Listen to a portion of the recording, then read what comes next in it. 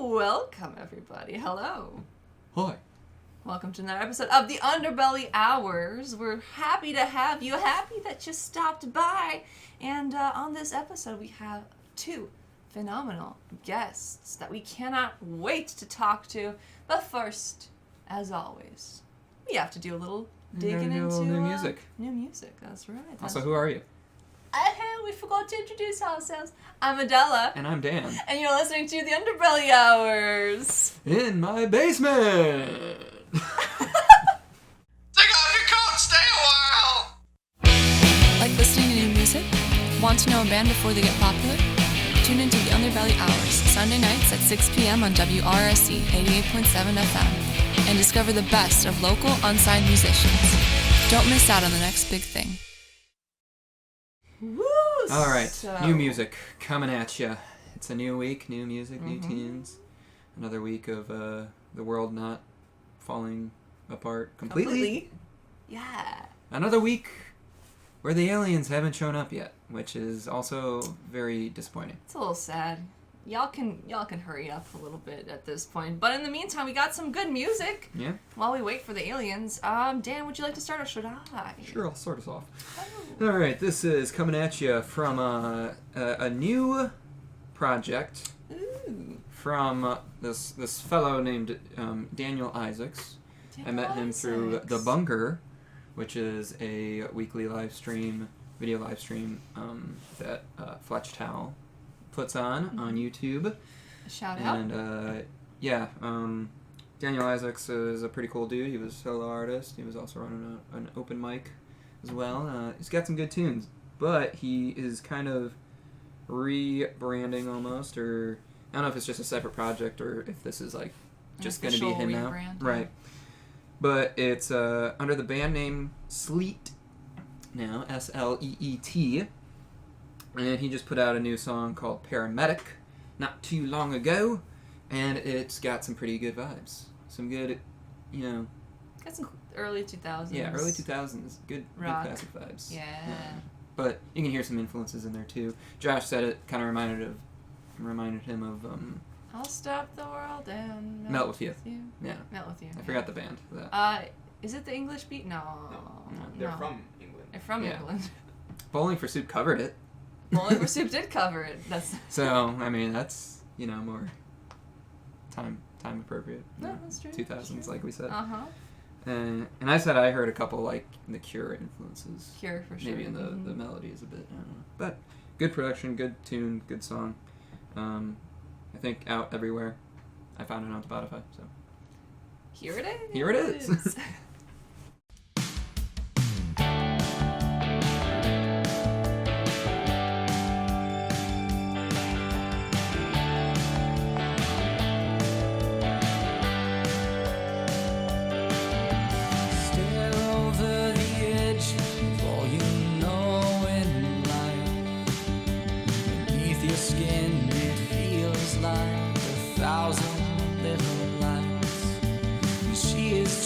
So hard just to hold your hand, but somehow you still don't understand. So how's the view? Is it coming to?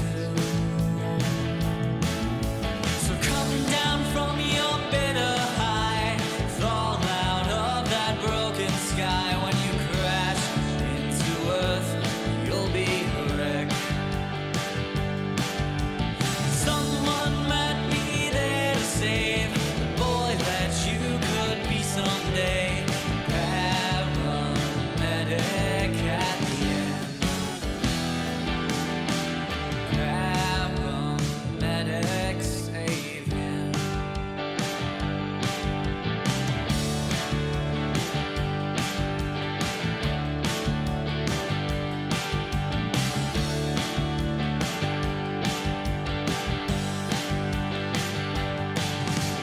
Lost inside some forest, chasing fairies and sprites. The glimmer dies out in your eye. She clicks close the apartment door and wonders if you even know bunch of pretty snow. So how's the view? Is it coming to? Come down from your bitter high, fall out of that broken sky. When you crash into earth, you'll be wrecked. Someone might be there to save the boy that you could be someday. Paramedic at the end. So paramedic save him.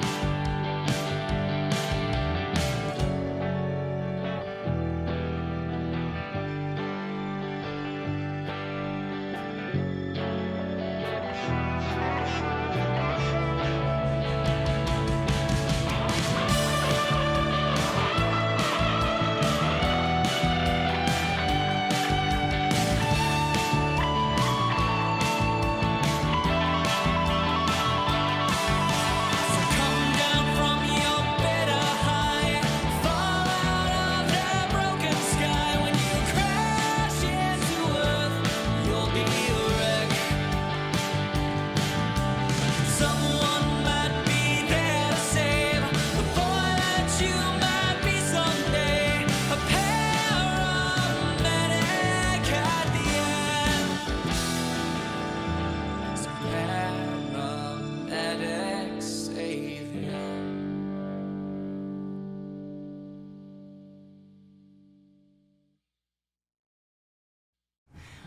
All right, and I have a song I'd like to shout out by an artist who I found on another artist's playlist. So Boys vs. Girls. Those are getting pretty popular nowadays. They are getting pretty popular. Boys vs. Girls put together a fun playlist in honor of Black History Month called Black Excellence Spotify. And he featured a lot of different musicians from the Chicagoland area on it.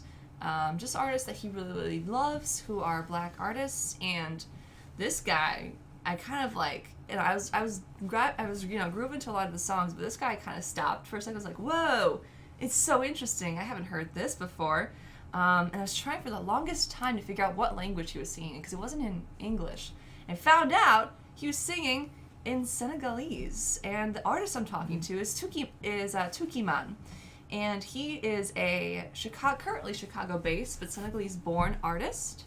And he has a new single called Naaw out right now, which is like so nice when you listen to on cold, sub-zero Arctic freezing winter days in Chicago, because it kind of takes you back to warmer times. It's very relaxed atmosphere, very much kind of like a vibing on the beach kind of song. You just brought up the cold and I just got 2 chills. You just got chills. Like, yeah. That's right. It's cold.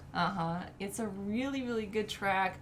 And honestly, I think the really one word I can use to describe this is just relaxing. It was really super. I see it really 5 times at least in this past thing. It's great. You should check it out. Tukkiman's newest track, Naaw, for a little bit of relaxation in your life. Suma amon love, damay now, di now, di now, di now. Te aduna, dudara, ning kay bay chi gana. Suma amon love, damay now, di now, di now, di now. Te aduna, dudara, ning kay bay chi gana. Suma amon love, damay now, di now, di now, di now.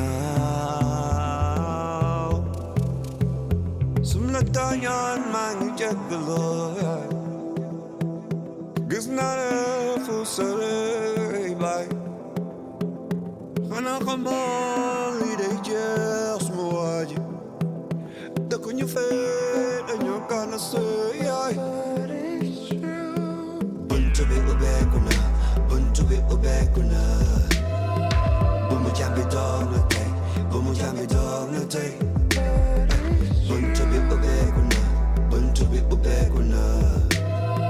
Buma jambi dog na day, buma jambi dog na day. Suma I'm on life, damay now, di now, di now, di now. Te aduna, dudara, ningkay bay chicken na. Suma I'm on life, damay now, di now, di now, di now. Te aduna, dudara, ningkay bay chicken na.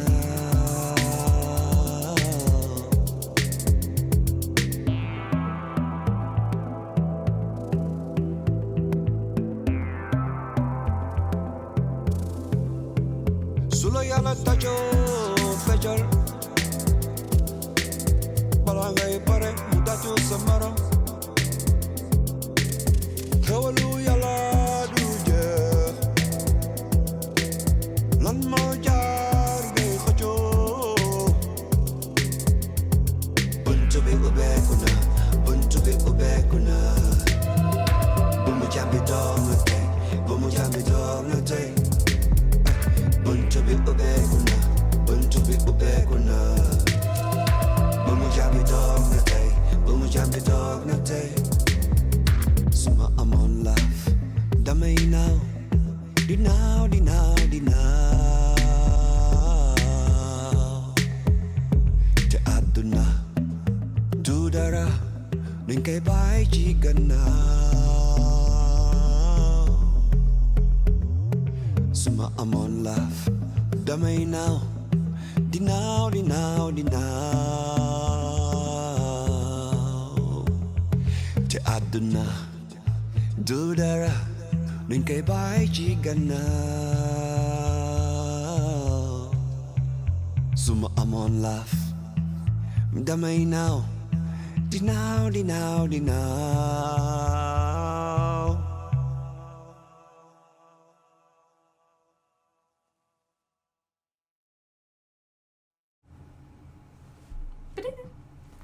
I didn't know what to classify it was because it was kind of like a, what am I even saying? I didn't know what to classify this track as, because it's kind of like music production. It's like kind of dancey almost, but poppy, but it's very minimalist. So it's really good stuff though. Nice. Fabulous. And now on to our main attraction of this episode. Two very attractive gentlemen are That's joining correct. us today. They right? They are a part of the band called Black Bolts, and they just recently put out a new EP, which is pretty dang groovy. Yes, that's correct. So without further ado, we welcome two members of the Black Bolts. Can you two gentlemen please introduce yourselves and what you do in the band? Hi, my name's Matt Shukin, and I play the guitar. And I'm Henry JVC, and I play keys and sing for the band. Cool. Awesome. Well, welcome to the show. Welcome to the show. Thanks for joining us. And before we get into the interrogation segment of the episode, we like to, fool our guests into thinking that everything will be all right. So we like to play a fun game first before things get a little intimidating. Basically, we have we picked from a series of icebreaker games, and for today, we've decided to, since you guys are this is your first time on our show, and probably for most of our audience the first time hearing the Black Bolts, we want to go with a good old classic game here called the Synthesis Game. Yeah. Just want to make sure we're on the same page here, Dan. Basically, what this is we ask you a series of 3 questions about your music, but they're not like the typical, what genre are you, boring questions. They are questions that tie in other aspects of your music, I guess, ask you to describe your music in non-musical terms. Pretty much. And at the end of those 3 questions, we'll ask listeners to picture your answers in their minds while we play the first track of the night. Does that sound good with you guys? Sure. Yeah, Let's do it. All right. All right. First question. I like this one. because it's maybe the weirdest. If your music was a kitchen appliance, what kind of kitchen appliance would your music be? Or kitchen utensil? Incinerator. I was gonna go with toaster. Why? I don't know. It's just toaster, man. All right, I'm gonna go with his toaster. Yeah. We're going with Maybe, toaster. Yeah, toaster or like yeah, or incinerator, I guess. I just figured because it's like loud and It is loud. rambunctious. Toasters aren't very Sometimes loud. a spoon gets caught in there, that kind of thing. You know. All right, we're gonna go with toaster. Let's I don't go know. with He toaster. said toaster. You know what? I think toaster could work because with a toaster you can make some bread with tasty jams. You know? Ooh. So, It's like sorry, Dan. I'm incinerator. sorry. Dan's face just fell. I'm so sorry. But I don't regret it. I don't regret it. All right, second question. Let's Moving on. try Okay. and save ourselves. Question number 2. So, if your music was a type of... So you kind of have a vintage feel to your music. So if your music was a type of vintage food, what kind of vintage food would it be and why? So think about like your Jell-O cakes. Think about your... What else is an old thing? Like, I don't know. Twinkies are kind of old now at this point. Yeah, sure. You know? Just like, what's like an old, strange recipe that your food could... Your music would mimic? Can we say toaster again? No. I'm kidding. Let me think about it. So an old vintage food, huh? I guess, okay, maybe that's kind of too hard. That's too hard. Let's Yeah, just I go don't with even know. food. Vintage. I don't I've even... never even described You food know as what? vintage. I kind of just... I feel like that. I think that's too hard. Let's just go with food. If your music was a type of dish, That's what just- dish would it be? When you said old vintage food, all I could think of is like those gross Jell-O I was cakes with thinking like the hot same dogs, you exact know? thing. Like, Yeah. You know what I'm talking about? Like, Yeah. So what do you think, Shukin? Food? Yeah. Like a good, like a nice hearty spicy meatball. Mm. All right. But only I one dig meatball? Do we have to give a reason? Yeah, that's just the first thing that popped in my head. I think he's just hungry. One single meatball. One single No, meatball. There's a few meatballs. I'd say a fruitcake that isn't gross. Like, because They we make kind of have those? like a lot of influences and a lot of different stuff going on in our It is- music, and like fruitcakes have a lot of things that go in there. But like this would be like a good one. You know, like when they mix like Korean food with Mexican to make burritos, that kind of thing. It is definitely a smorgasbord. Yeah. Yeah, a smorgasbord. So I'll go with fruitcake, but a good one. Okay, All cool. right. A good fruitcake. And the Yeah. final question. Final question. Let's keep it within, meal and We kind of started kitchen. on this track, yeah. So you might as well finish it. If your music was a tasty, refreshing beverage, what kind of beverage would it be? And why? Whiskey? Whiskey. Okay. I was gonna say beer, but we can say whiskey. Whiskey's cool. Straight whiskey. Do you have a favorite whiskey? Well, I like Crown Royal, but he likes Jameson. I'm a Jameson guy, so we'll go 50-50. Half Yeah. Crown, half Okay. Jameson. All right. Which is disgusting. That'd be weird. Not So let's just go with whiskey then, eh? We don't do Yeah. any mixing, just whiskey. Yeah. All right. I'm with you, Henry. I prefer the good old Jameson. I don't like to mess with a favorite, I just Yeah. like to stick to what I like. Right? You know what you're getting every time. Fruitcakes Good old and Irish. Jameson. All right. And with that, get all that in your head. Okay, All right. so what are we toaster, picturing? Toasters. We're picturing fruitcakes. And we're picturing Whiskey. whiskey. Keep that in your head and see what you think with this first song. Yes, which we will play off of their brand new EP, Nobody Told Us. And let's start with, I would say we start with Be a Lion. I think that's a good representation, huh? What do you think, Dan? Maybe. Did you send us Be a Lion? I forgot which one you sent us. Yeah, I think I sent you all of them. Yeah. All of them? All right, Yeah. perfect. Well, then let's just go right ahead and play the first track. Be a Lion by Black Bolts. You're listening to the Underbelly Hours. In My basement.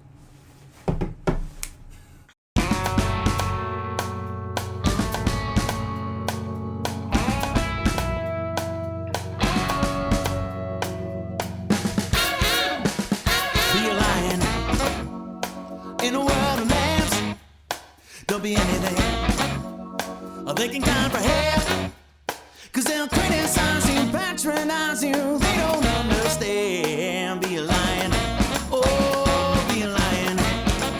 Wow! The talking heads, toxic voices, I'm fed up and out of choices. Low down tricks, daddy habits, love and lies. You silly rabbit, when the world is out to do my itch. Ready to give in out on a ledge. That's when I think don't look down. Oh no, don't look down. Don't look down. Oh no, don't look down. 'Cause people wanna talk, people gonna lie, people gonna come and tell you how to live your life. Be a lion in a world of lambs. Don't be anything they can comprehend. 'Cause they'll criticize you, patronize you, they don't understand. Be a lion, oh, be a lion.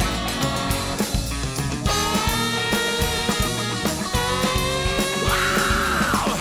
Sour toss, spotting poison, shut it out, or let the noise in.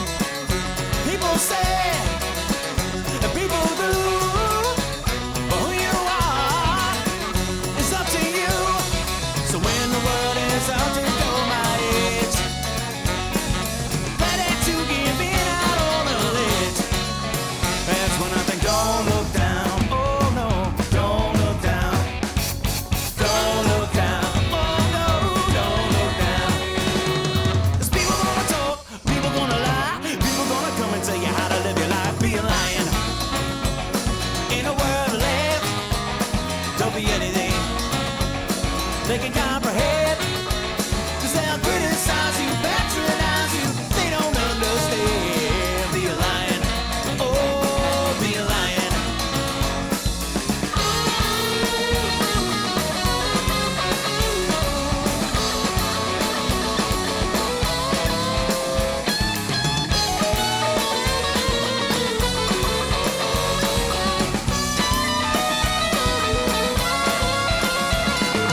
When the world is out to do my itch, ready to give in out on a ledge. I'll be a lion in a world of lambs. Don't be anything they can comprehend. 'Cause they'll criticize you, patronize you, they don't understand. Be a lion, oh, be a lion. Be a lion in a world of love. Don't be anything they can comprehend. 'Cause they'll criticize you, patronize you, they don't understand. Be a lion, oh, be a lion. Be a lion, oh, be a lion.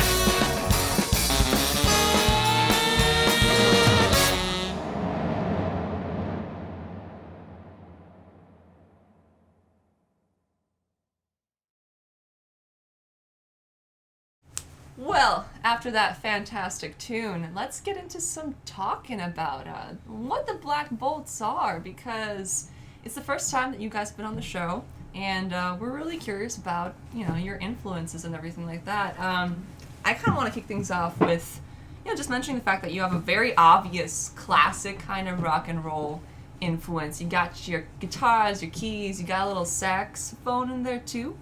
I feel like it also sometimes has a little bit of a ska thing to it, a little, but no, ska. Okay, ska expert. I'll let you do that. This is straight. I mean, in my opinion, straight, good old rock and roll. 50s you know, kind of good style. old Yeah. blues, you know, soulful, all that good stuff. So, yeah, what are you guys just in love with that time period and that music? Like, what compels you to start something that's very, you know, Rooted in this that genre? sound, yeah. Well, I guess like when I was a kid, I grew up with like a lot of the old time radio stations my parents would listen to, and then obviously everyone says this, it's a cliche, but I grew up with the record collection too. So I listened to like the Beatles and the Who and the Kinks and all that stuff from back in the '60s, and that's the kind of stuff that I like to listen to, you know.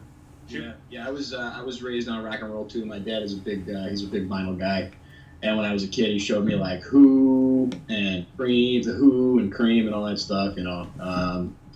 And also I probably listened to the same radio station you did. What was it? Oldies 104.3. Dick Biondi, man. Biondi, yeah. He's still kicking. Yeah, he's still alive. He's Wow. around somewhere. Huh? Yeah, that was, a lot of that real old school 50s stuff and rock and roll. You know, it's just something that's always been a part of our palette, I think. You know, so. Yeah, that's how we met each other. Actually, was just we both liked the same kind of tunes and same kind of bands, and we started jamming because of it. Absolutely. Nice. Are you two the founders of Black Bolts? Actually, it's me and my brother. Yeah. We started the band back in 2015, and Shukin's newer. He joined maybe in 2017, I think. I came in at they recorded a couple of EPs, and then I came in as the performing guitar player on the release show, and then I just kind of stuck after that. So. Because for a while it was just the three of us in the band, kind of just going in the studio recording, and then we never really did live shows as much. Yeah. And then we hired him, and now he writes and records with us, and Yep. it's all great. We needed a guy with a cool hat. Yeah, how Nice. could you be rock and roll without a cool hat? You know, you gotta have at least one guy. Oh yeah. Right? For sure. All right, so we got the influences out of the way. We got the most cliche question that you'll get on talk shows. All right, so that's out of the way. Onto some more interesting stuff. Well, I don't want to be overconfident, but Yeah. so your music is heavily rooted in the '60s style of rock and roll. You listed some classics as Cream and the Who and the Beatles. A lot of bands during that time, like everyone in the band wrote songs. Like there wasn't, if you look at the credits of all the songs, a lot of it's like, and the drummer wrote this one, and the guitarist wrote this one, and the bassist wrote this one. Is that dynamic something that you share, or are you guys a lot more collaborative and everyone's part of the writing process? Or is there one songwriter? Yeah, I think I sit down and I write out a tune, and like not completely, but I just have the ideas and kind of a format. The bare bones, the structure. Yeah, and then I'll have like melody and lyrics and some changes, maybe a guitar riff or two. I'm not a good guitar player. These guys that's what they're for. But then I'll bring it to practice and we'll sit down with it and just start working with it. And because songs will be completely. I've seen your band before, Dan, your old band, and I'm sure you guys when you wrote songs together, it was really, you bring in a tune, and then it would just change as you guys work on it, and change and change. Yeah. And that's us. Like, it's the same thing. I bring it in, and by the end, it's something completely different. You lay down the foundation, and we all just kind of add our stuff on top of it, and it becomes its own thing. That's sort of I'd say everybody's on board. I write the basic stuff, bring it in, and then we just go from there. Yeah, we tweak That's the it idea. as needed. Mm-hmm. Cool. I also have a question while we're sticking on this topic of your influences, your 60s kind of style, and what you're pulling from that era and what you're not pulling from that era. Typically, I think the saxophone is what kind of intrigued me most about your band a little bit at the beginning when I was listening to it, because that's like a serious, for me, like late 50s kind of style thing that when you hear a lot of bands who say they're influenced by like that early rock now, a lot of them will have, guitar, bass, drums, a couple guitarists maybe, but less. I rarely see anybody with a saxophonist anymore. Well, you need to listen to more ska. Oh, okay, but then that turns into ska, right? And then it's like, where's the line? But I'm curious, so we talked about, like, you guys started off with kind of the intent of jamming and like, bringing your influences together. You guys were all kind of on the same page. At what point did you decide, oh, yeah, and the final cherry on top, we need a saxophone? Like, when did that conversation happen? And how did you find a saxophonist for your band? So I knew Max, our sax player, throughout the years. And back like when I first started being in bands, He's been around, yeah. and we used to jam on and off, and he was really good. He's one of those players that like he can hear it and instantly play it. Like the guy like went into his basement and learned every John Coltrane riff, and like came out again like he hibernated. He's an incredible player, and I always kind of wanted to work with him because on top of rock and roll, I'm a huge soul fan. I love Wilson Pickett, Otis Redding, James Brown, all that kind of music, and they always had killer sax players. So the idea was, Louis Primo, more swing big band, but the idea being like we combine that kind of 60s rock with the 60s soul feel. So great guitar licks that would be in a hard rock song, but combined with like sax parts that kind of fit their way in as well. So it's kind of like we're trying to mush them together. That's how we ended up with him. Yeah, he's a great player, and he plays some organ with us too a little bit here and there too. But he's all over all over the map. And the first couple EPs that you guys put out were multiple horns. You know, there was trombone on there and stuff. Yeah. I think we decided to just sort of stick with the saxophone. Yeah. Make that the horn instead of having all these horns. You know, like Our second EP we ever did, we had a whole horn section, and I was like, "Oh, it'll be fine. We can pull this off live." Nah, we couldn't. It's a lot trickier to well, and then you got instead of a 6-piece band, you're going up to an 8-piece band. Yeah, that's a lot. It was very hard to manage. So that's when I was like, all right, we'll cut down to just sax, and I think it still has a good sound and effect. It really cuts through with the music, and it adds a lot to it. Definitely. You know. For sure. Yeah, sometimes it can just get a little too horny. Oh my god. Just gotta get in. Woof. All right. Well, speaking There's of my EPs, cringe for the episode. Okay, we both have our cringe out of our system. No more cringy. Well, actually, that's a lie. It's gonna happen again, but It's we inevitable. We can dream. Speaking of EPs, though, let's talk about that because you guys are here to promote your new EP. Nobody told us. And the first question I have is, what did nobody tell you? Like, I don't know. It's kind of like a passing of the time, passing of fads. It's like we just kind of like the music we like, and we're gonna make it. You know. Our next EP is going to tie in with this title. As you can see, there is an ellipses here, and the thought shall continue on the next one we release. It is. You know, I guess we're doing that. There you go. I guess nobody told us. That's what you told me. Yeah, but that was the plan with the album. It's just a simple title that's easy, and that was it. That's why we named it that. Well, I love it, and it works. Yeah, especially when you put it in that context. It's, because your music is, heavily rooted and such identifiable in that time. yeah. Mm-hmm. Like you said, time has moved on a bit. Yeah. Just a wee bit. But yeah, so A throwback. So. yeah, speaking of that, what's your opinion on the whole notion of rock is dead, and where do you think rock and roll's place is now in these crazy times? Well, the nobody told us thing is actually probably a direct answer to is rock and roll dead? The difference between rock and roll isn't really dead. It's just not mainstream anymore. It is what it is. It's a ton of excellent rock and roll music out right now. It's just you have to do a little bit more digging for it. It's not something that's gonna be put directly in front of you. Even XRT plays bands that I would consider similar to what we're doing. That's true. Nathaniel Rateliff and the Night Sweats. Yeah, more stuff. Yeah. What's his name? Saint and the Broken Bones. St. Paul and the Broken Bones. Kind of like a similar Yeah. What's that other singer? There's a singer I'm trying to think of. He's really good. Kind of sounds like Sam Cooke. Leon Bridges. Yeah, Leon Bridges. Yeah. So there is that style.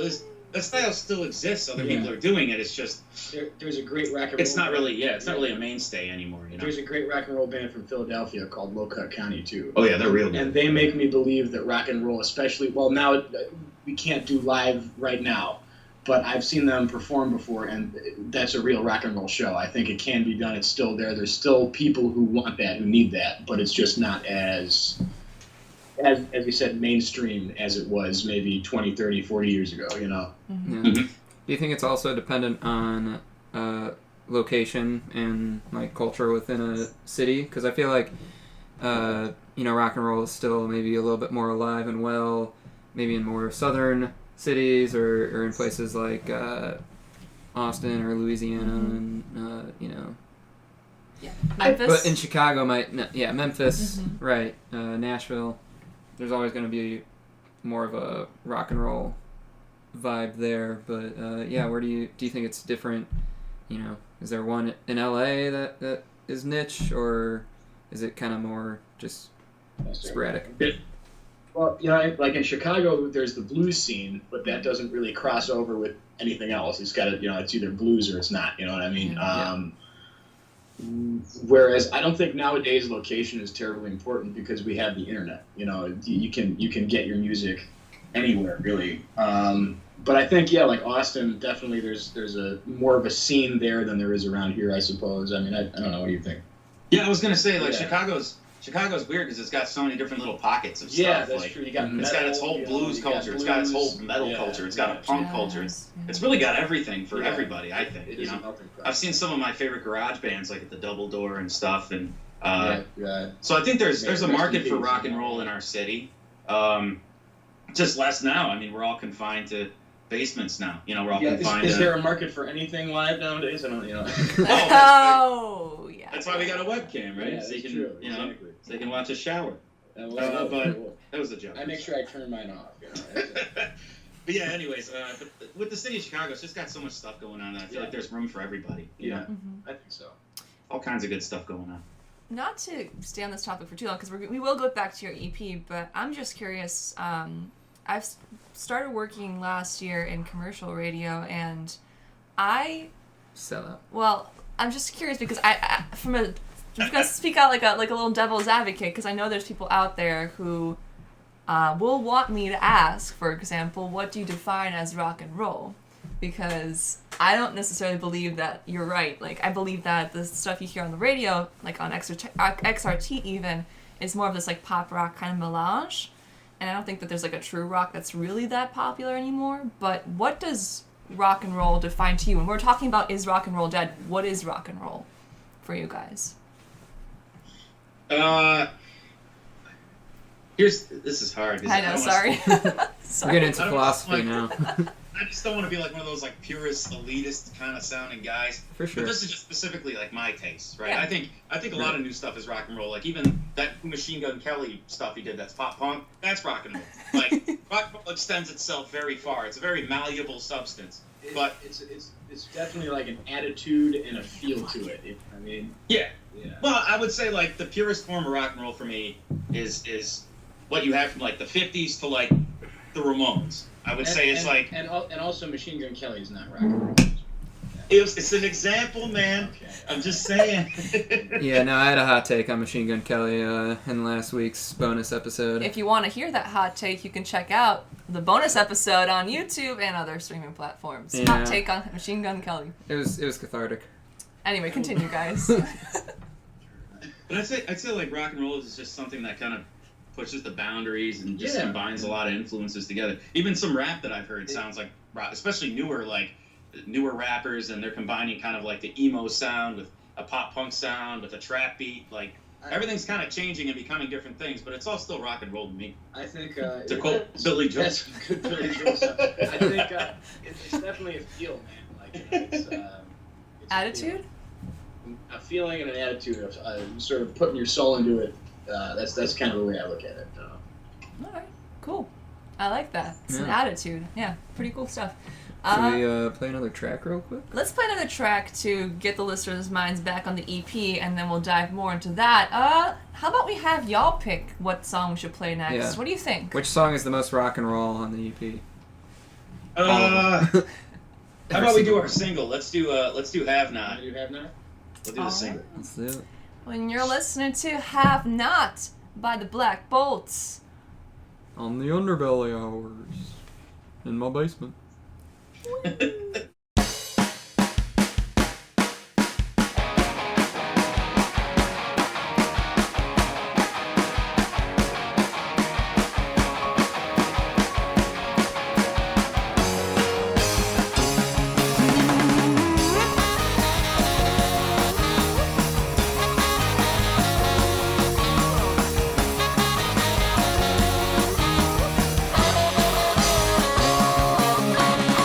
They wasted time.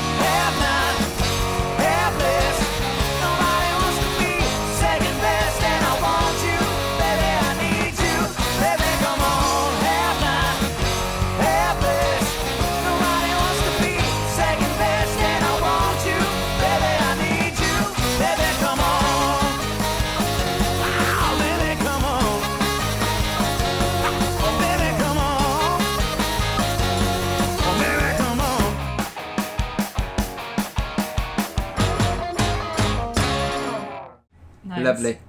All right, and that was Have Not by the Black Bolts. Speaking of, let's dive into this EP a little bit and your songwriting in general. We mentioned the fact that y'all start with like a skeleton, and then everyone kind of piles on top to create Put some meat on the bones. Adds a circulatory system, a nervous system, and endocrine system, right? I think we got a thumbs up from Josh. All right, thanks, Josh. Am I missing one? There's a lot of systems, man. I'm not a biologist. That's why I'm... Your AI system, so you can jack in. In any case, you build up these songs. They're very rocking. And honestly, another feeling I kind of got when I was listening to this EP is it's very danceable music as well. It's like very it's not just like head jamming. You can get up and dance to this type of music. Makes you want to move. Yeah, so I'm curious, did you guys before, obviously the pandemic, when you could play live shows, did you have a lot of people dancing at your shows? Was that something that you kind of tried to encourage? Because I just feel like your music is so well suited to it. I mean, we did a lot on stage. Yeah. For now, people in the audience were also on board was the question. But no, there have been a lot of people dancing. We before this whole thing went down with the pandemic, we were playing some festivals the previous summer, and there were people that were getting into it. So it was I think that definitely is a feel of the music is getting people up and moving around and having a good time. And we played a socially distanced gig over the summer. It was like everybody spread out, but it was like little groups, and they were all dancing to our tunes. Individual groups. It's something, Yeah. I think dancing isn't going to be around that much this year until everything starts clearing up. Once we can be close to each other once more. That's true. That's true. Mm-hmm. Is that like also kind of apart from the dancing and optimism, is that kind of a vibe you're going for, I guess, with this EP? Because it's very happy, it's very energetic. Is there any, I guess, hidden meaning that maybe we didn't pick up on in it? Or is it just supposed to be, happy, super fun, rock and roll music? I think the dancing comes from the soul influence. Yeah. I think it's a lot of the rhythms we pick. Yeah, it sounds rock and roll because of distortion and everything, but the overall like structure of the tune is more soul based. I think. I know for sure. Like when we went to the studio, in my head, I wasn't thinking, let's make something that people can dance to. I think it was just sort of a something that happened based on the influence and stuff like that. Mm-hmm. Yeah. Do you guys have any non-dancey tunes? Like, do you guys got your obligatory ballads or anything like that? Yeah. A couple on the last few EPs. Usually when I write for the albums, I try to like come up with like one great like just rock tune, one fast tune, one ballad, just try to cover everything. But with this one, it was like these were just the ones that fit together the best, and we were like, let's just put these together, and then on the next EP, we'll put a ballad on there or something. This is the first batch, and I think the plan this year is we're going to release 4 EPs sort of seasonally. So instead of putting out one large release at one time, we're going to space it all out and then put out a collection at the end of the year. So. Yeah. Cool. That's a cool approach. That's kind of like kind of goes along with what we were talking about with Pinot, where if you release it a little bit more sporadically, a little bit more smaller chunks, you have more time to put promotion into it, and it's like you're reminding people constantly that it's like, hey, we're still here. Hey, we're still here. We live in a social media digital age where everybody's attention spans are so short, so out of sight, out of mind. The more stuff you release, the more often you're putting stuff out, the more you're going to catch people's attention. Whereas, if you put out like a 12-song record and then you push it for a couple months, then people completely forget about you until the next one comes out. Yeah, it's like dropping like one big rock in a pond as opposed to like throwing a couple little ones that like leave more. You have more ripples going on as opposed to just the one big one and then nothing. You drop a big album and then like people listen to it, and then like he said, 3 months later it's like, oh, okay, there's nothing now. That was the record. And if we do it this way, then it's always new material coming out, and like you said, promotions are easier, and we can kind of plan it a little bit better too. And it keeps us busy. Yeah, gives us something to look forward to in this basement. And I function better when I have things that I have to do. So it's Amen. I think we all function. That's true. Yeah. What a generic statement. We all function better when we have things to do. It's the truth, though. It's the truth, You can't get complacent. Yeah, you cannot get complacent. It- You can go. I have a thought. No. All you. All right, because I was gonna mention. I saw that Henry over there was picking up a beer can that happened to have a Black Bolts logo on it. Is that correct? Oh yeah. So we have a yeah, beer koozie. These are our koozies here. Yeah. Black Bolts Retro Soul and Rock and Roll there, keeping your beers cold. We also have a. Well, I guess we'll start with. We did our CD release 2 days ago, on February 5th. Yes. That was 2 days ago. That was 2 days ago. I don't know. Everything's crazy in quarantine. Track of time. But we were actually sponsored by Wolf Den Brewing in Bloomingdale. Yes, very So good friends they of ours. brewed a beer and they put one of our song titles on it. It's called Dark Side of Your Heart. It's right here. Nice. A coffee infused barley wine. It's 12%. 12%er. These guys are heavy, but they're very good. Pack a punch. Yeah, we were drinking them on the stream and we got a little loaded. Yeah. You see- Unintentionally. You can see if you watch the stream, we start drinking them at a certain point, and then it doesn't get, the performance doesn't get worse, but it definitely gets a little more raucous. We get louder. Yeah. But yeah, they were wonderful to sponsor us in the show and Yes, putting that definitely. beer together. And they actually have bundles at Wolf Den for $17. You can get the CD and the beer and a koozie and a sticker. Yeah, Ooh. all for that. Wow. And where's Yes. Wolf Den Brewing? So, Bloomingdale. Bloomingdale, Yeah. up north from where we're at. So. Yeah, it's I'm also actually enjoying one of their bougie fruits right now too. They got really good beer. Yeah. Well, But I know where I'm going. for a long time we were kind of like their house band. We played there like once a month. Yeah, we were doing. And then when quarantine happened, we didn't get a chance to play out anymore. Really. I think we did one outdoor show with them this last August that was spaced out. Yeah, That it was like the that only was thing.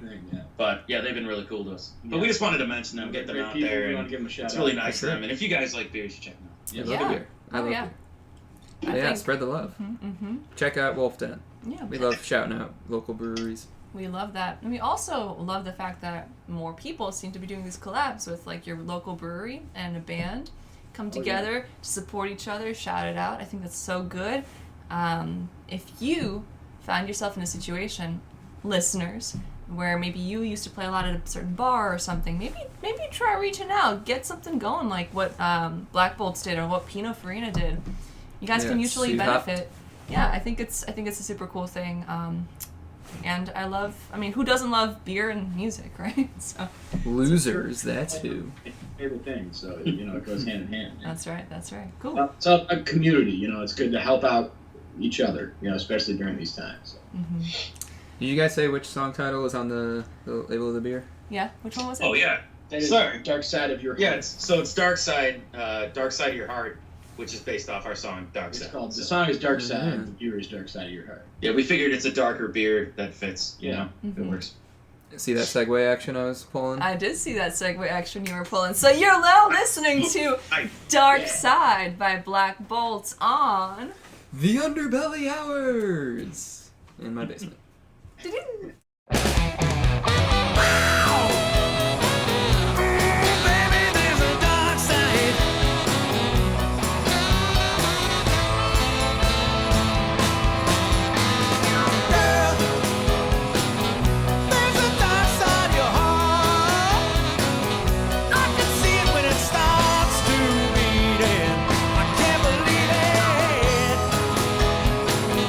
I can see it in your eyes, and I can see the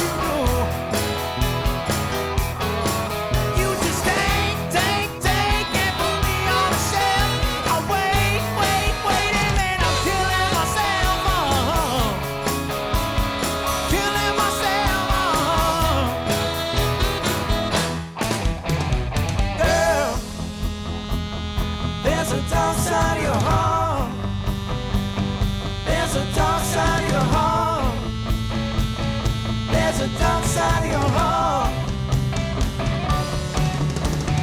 Girl, I'm not giving up on you. There's a dark side of your heart. Doesn't matter what you say on you. There's a dark side of your heart. I'm not.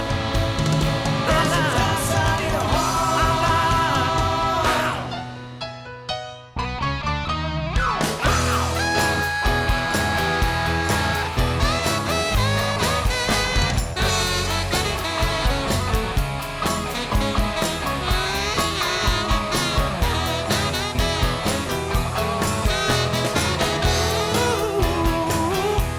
You got that grin.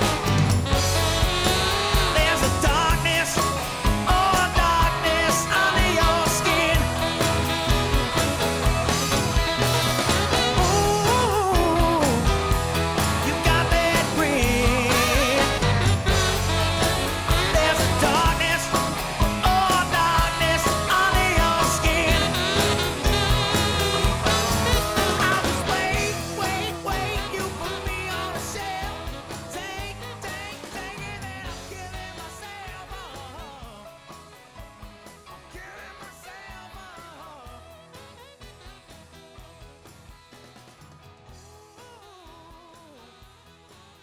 I'll just wait. There's a darkness under your skin.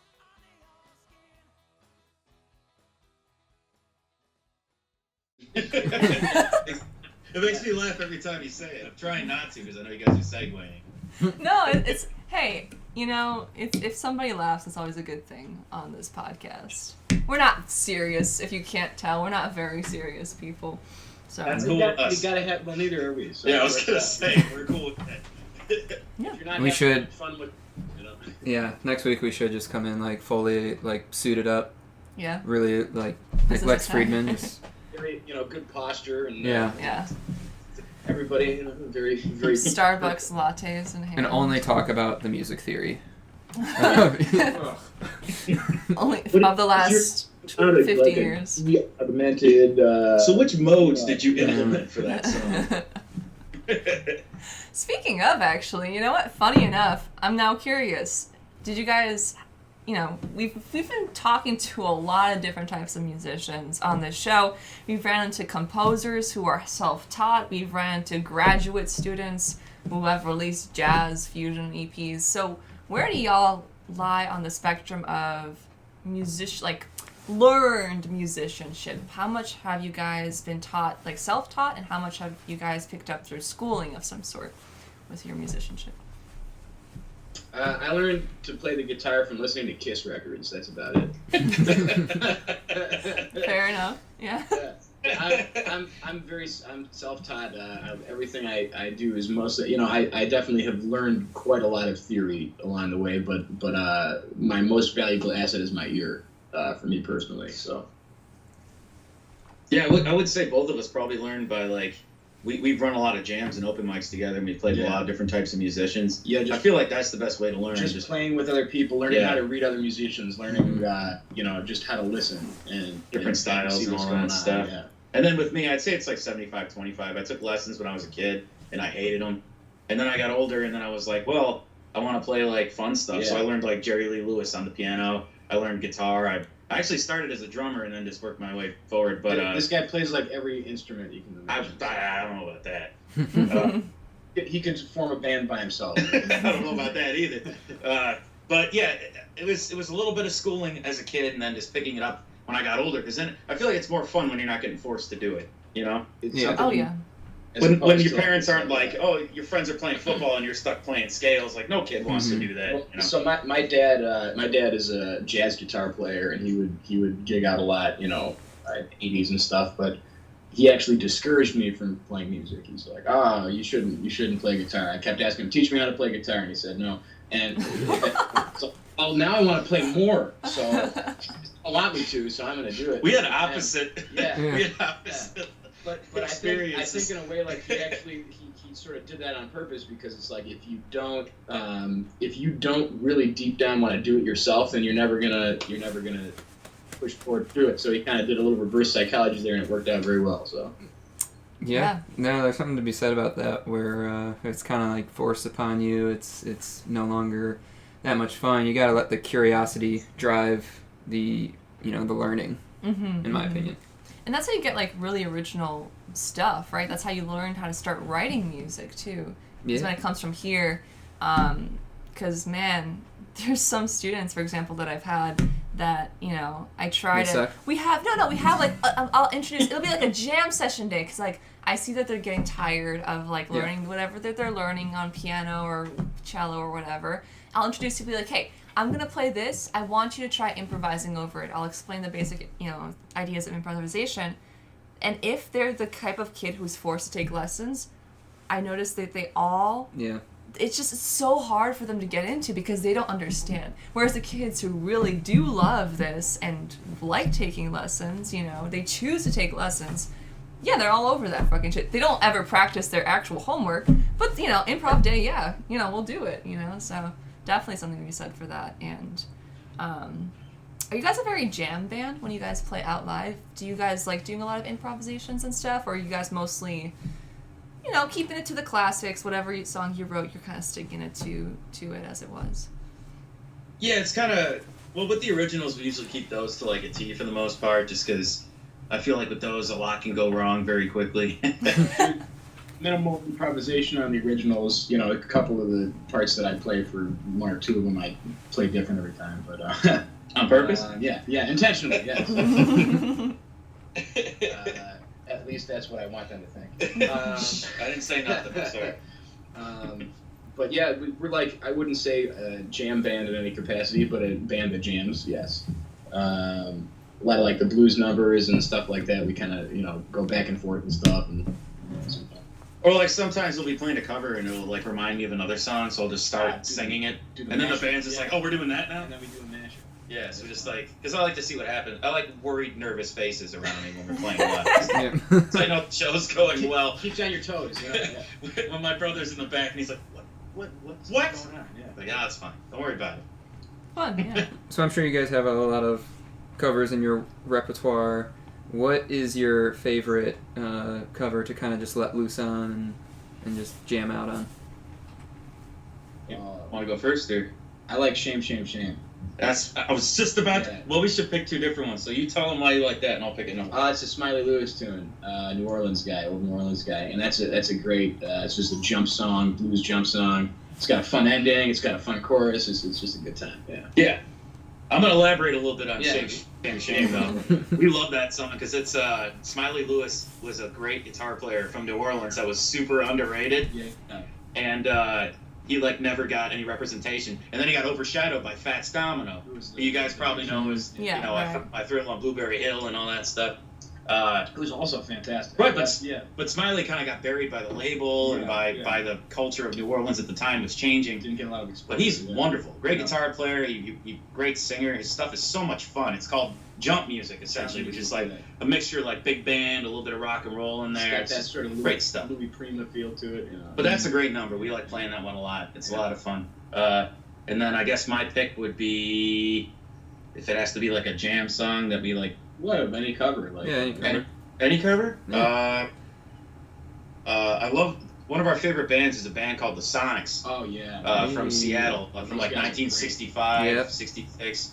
And they were also a rock and roll band with a sax player, very loud. Saxophone, the same time the Beatles were like, she loves you, yeah. These guys were like just really loud and overdriven rock and roll. It sounds like they just like took one microphone and hung it in the middle of the room and then recorded the record with that. And they just mic the bass drum and above and then maybe like a vocal mic, and it sounds awesome. But we cover two of their songs, and my favorite of theirs is "Have Love Will Travel." Yeah, it's just an awesome song. It's so much fun to play. There's a lot of energy. That was originally a song originally by somebody else too. That's a cover, and they made it their own. But their version, I mean, that's the definitive. It's like All on the Watchtower with Dylan and Hendrix. Everyone, I'd rather hear Hendrix's version 1,000 times over. Every day. Yep. We're on a tangent, sorry.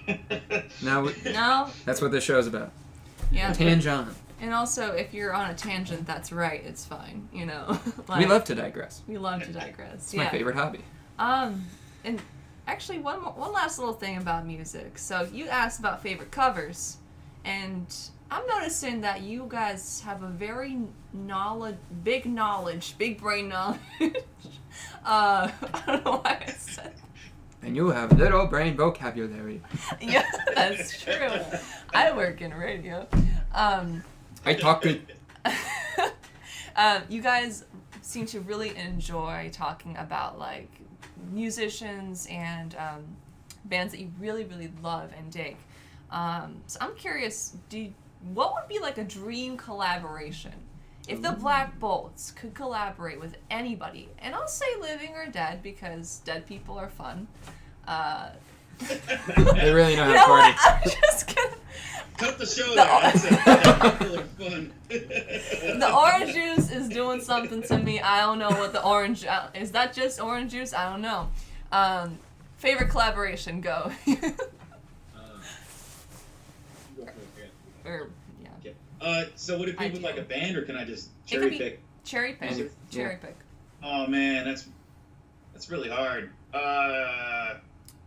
Oof. First couple people that come to mind. Okay. Now, I'm also in my brain. I'm thinking, will these people get along in a live scenario? Will these musicians, with their egos, be able to play together without killing each other? Pretend yes. Considering for the sake temperament and everything. Yeah. Okay.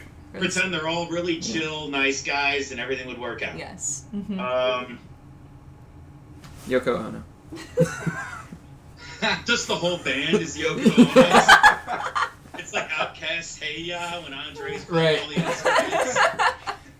It's just Yoko Ono screaming. Oh my god. A jam with Keith Richards, man. That'd be cool. Yeah, that's a start, but I think you can put together a whole band, right? Johnny Thunders. Whoa, you can't have two heroin addicts in the same band. That's actually valid. They just said everyone would be fine, so everything's Okay, cool. okay, so it's not just semantic. Yeah. Man, I don't know. You got anything? I do. Go for it. I'm gonna arrange my band like it's the band I have now. So I'll do 6 members. I'm gonna do Sam Butera, who was a sax player for Louis Prima. Yeah. Louis Prima, if you guys don't know who he is, he was a big band singer, pre-rock and roll. Love His him. most famous thing that people probably remember him for is King Louis in The Jungle Book. Mm-hmm. Yeah. He was the, I'm the king of the swingers. That's him. So he's my sax player. My drummer, I would say Max Roach, the jazz drummer, because he could play pretty much anything, and he doesn't have the temper that Buddy Rich has. So you have to get hit with a drumstick if you're playing with him. Bass player, I'd say John Entwistle from The Who. Well, that's a good one. I think he was a wonderful bass player. I'd throw him on there. I'm gonna go with Geezer Butler for the bass player. Black Sabbath, that's cool too. Yeah. And then if I get 2 guitar players, I would say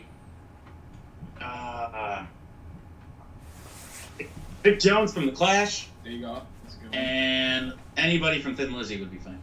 Oh yeah, there you go. Didn't live. Just get a revolving door guitar players. I'll take any of them. Just bring them all in. Yeah, whatever. Whoever shows up gets it. 1,000 guitars, an army of guitars. Go ahead. Okay.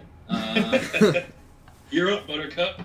So I got Keith Richards, Johnny Thunders from the New York Dolls. Geezer Butler on the bass. On drums, I'm trying to think of it. Who was the guy who was on the King Crimson record? Oh. Bill Bruce. I think it was somebody else. It was like Wookie. The Anyways, first that one guy. was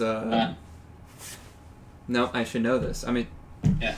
I'm disappointed in myself. I should know. But you know who I'm talking about. Yeah, I know who you're talking about. Yeah, no, that I there. think it was like Woody. He had a weird name. Mhm. But and then I think that's it. Pretty good band. Yeah. Yeah. Who's your sax player? Sax player. Just Butera. Just say Butera. I'll pick Sam Butera. He's our guy. He's We love Sam Butera. Nice. You guys should teach a rock and roll course, like a rock and roll history or something. yeah, I would be down to do that. That'd be good. That'd be funny. Oh, that'd be good. Start a master class. Everyone's doing those now. That's true. Rock and roll now. Thank you for coming to our TED Talk. Yeah. Perfect. Just us rambling about Instead of like retaining, important information on how to function in life, we've just got like the entire discography of these bands and members in our head. I can't do core mathematics, but I definitely can tell you who played in the New York Dolls. Nice. Valuable information, in my opinion. Hey, there you go. Quite. Who needs quite. math? Yeah, whatever. Numbers. Nerds. If you don't have another question, I kind of want to shift into something a little more serious. I have a million questions. A million questions. Yeah. Why are we here? What is life? Okay, not those sort of What- oh, questions, okay. Dan. Questions pertaining to our special guests. We recently asked on our social media sites this question that we've gotten a few interesting responses to, so I'm curious what y'all think about it.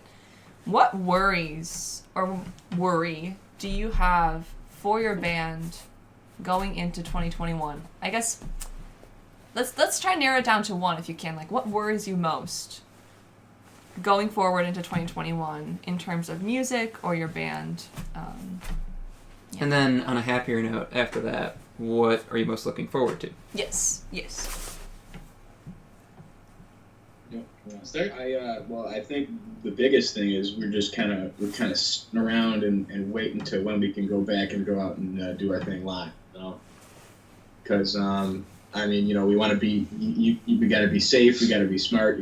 But at the same time, there's doing a live stream's cool and all, but there's nothing like playing to a room full of people who are really digging what you're doing, man. And any musician understands this. Like that's something that's missing. And I've always been more of a live guy. That's my bread and butter is playing out. So, just thinking about hopefully by midsummer or late summer or whatever, we can actually start playing some shows again. That's the audience reciprocation is a big thing. Oh yeah. We recently redid like a section of our basement. We put in like soundproof tiling, and we put in these soundproof green screen curtains so we can project images and stuff, and that's what we use for our live streams. It's like playing inside of a lime. For us, for the audience, it's usually on the actual video. And like it's cool, and I'm glad we get to do it, and I'm glad we still get to play. But just the lack of an audience is because no matter how much you get into it, you're still just playing to a green wall. You know what I mean? Like it's not.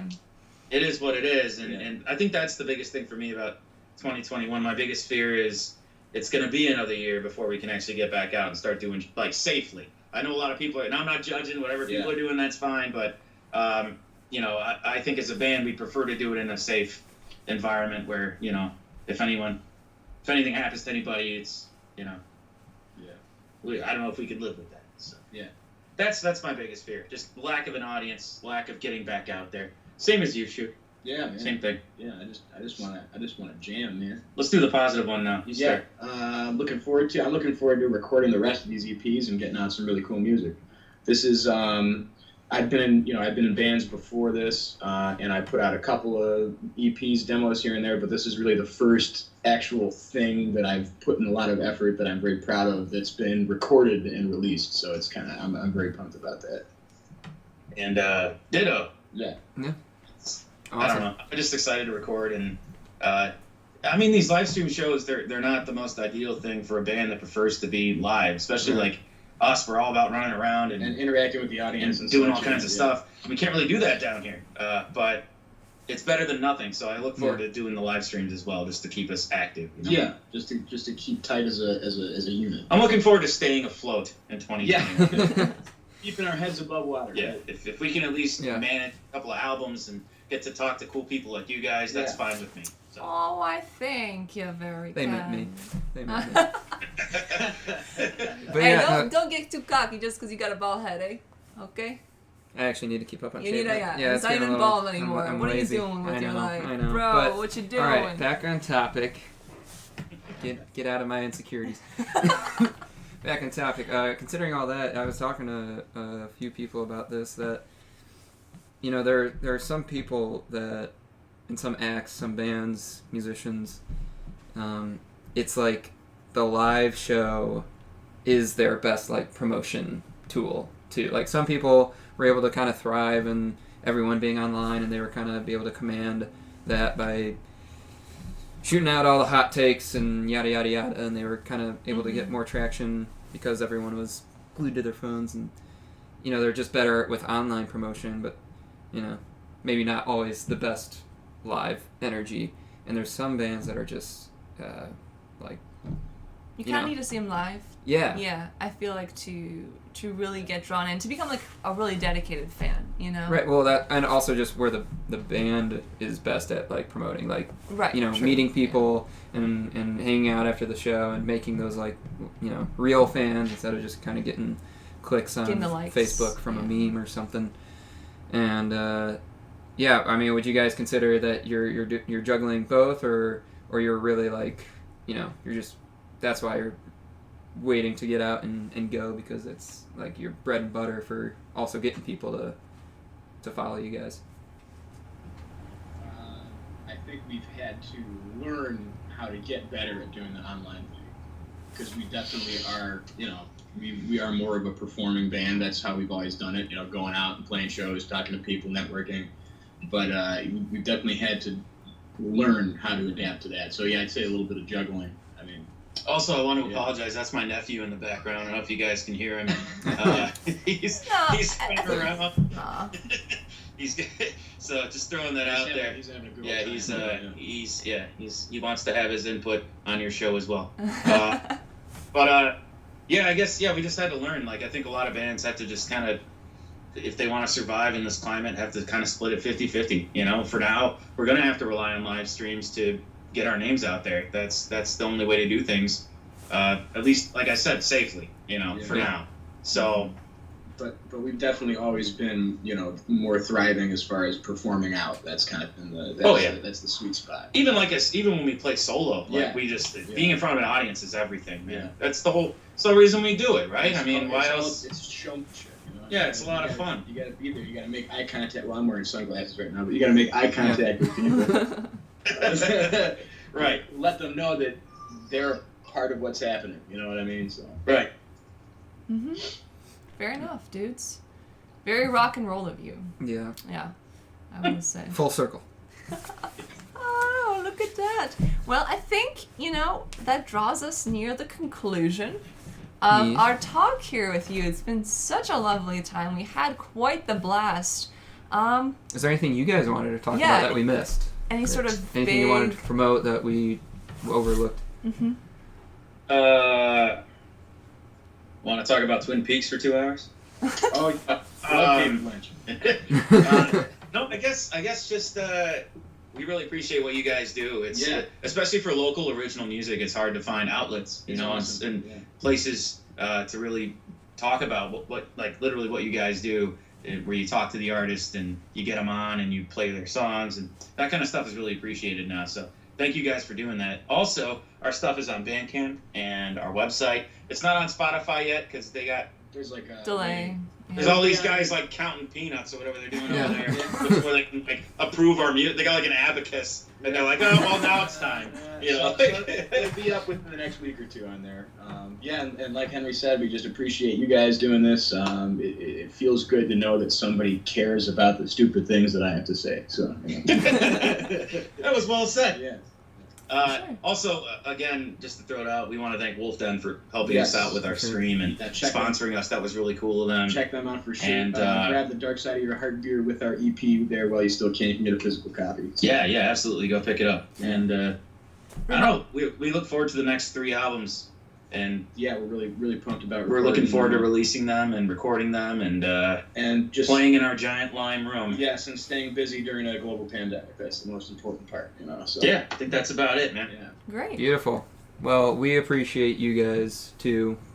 Making just amazing music and keeping rock and roll alive and just making some good tunes that we can jam out, and can't wait to be able to jam out live with you guys in person. Mm-hmm. I will also throw in that, especially during these sobering, kind of sad, strange times, it's nice to have really uplifting music and woo, rock and roll, just positive, fun times. So it was really a treat to talk to y'all, and best of luck with everything you got going on. Yeah. Thank you. Thanks a lot. send us the new tunes when you're getting ready to release, and we'll gladly push them out as much as we can, and maybe once the fourth one's coming out, we'll have you back on, talk about the whole thing. Yeah. Again. Yeah, awesome. Thank you. Sounds great. All right. Cool. Well, I think that's an episode, folks. Ho-ho. If you like the sounds of us, by the way, all of this talk about new music and artists and just silliness, you can follow us on our socials at the Underbelly Hours on Facebook and Instagram. Feel free to give us some input. If there's an artist that you like and want to see featured on our show, you could also send us an email at underbellyhours.official@gmail.com. And of course, subscribe to us on all of your streaming platforms, including YouTube now. Yeah, so you can see all So you the could beautiful see. mugs that we get on the show. That's right, and it's new. So if you want to also invite your friends, because it's a new channel, we would appreciate it too. Smash that like button and subscribe and ring the bell and all that good stuff, and I think that's enough plugs for one day. You're Dan. And you're Adela. And this has been another episode of the Underbelly Hours. In my basement. Boy! Okay. All right. Cool beans, dude. That was fun. That was good, guys.